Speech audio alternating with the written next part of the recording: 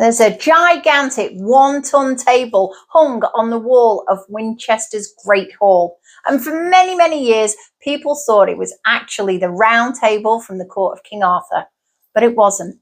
It's now been proven to be a fake. And what's more interesting is who made the fake.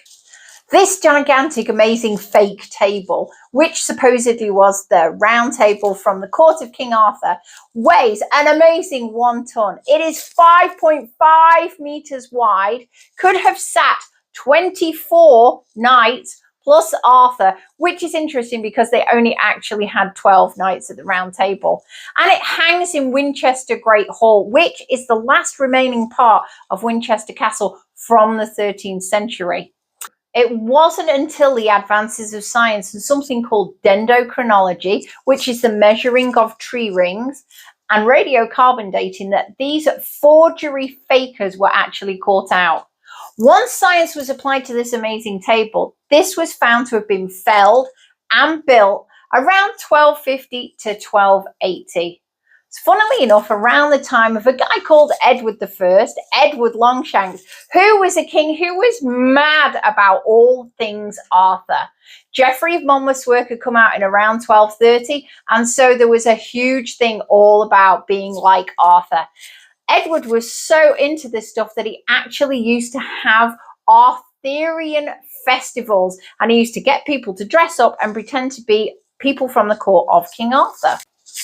The thing with this faking is it wasn't just one king that did the faking. It wasn't just Superfan Edward I who was out faking it. Oh no, Henry VIII got a look in as well.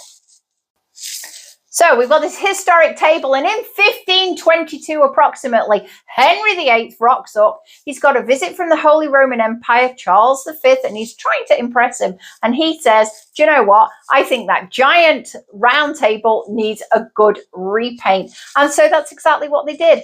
And we know how vain Henry was from many things written about him. But in an act of vanity, he had himself portrayed as King Arthur in a beard, but it's a very young looking Henry if you look very close. So you have to ask yourself, what was it about this King Arthur that made these kings want to fake it so badly? What is it about Arthur that these kings wanted to hitch their wagons to him? Give me your answers in the box below. I want to see why you think that kings would be so keen to be part of the Arthurian legend, or seen as being very Arthur-like. If you're like me and you love history and mysteries and myths and legends and all that kind of stuff, then sign up to our surprise in your inbox in our description box below. See you soon, and remember, please do subscribe.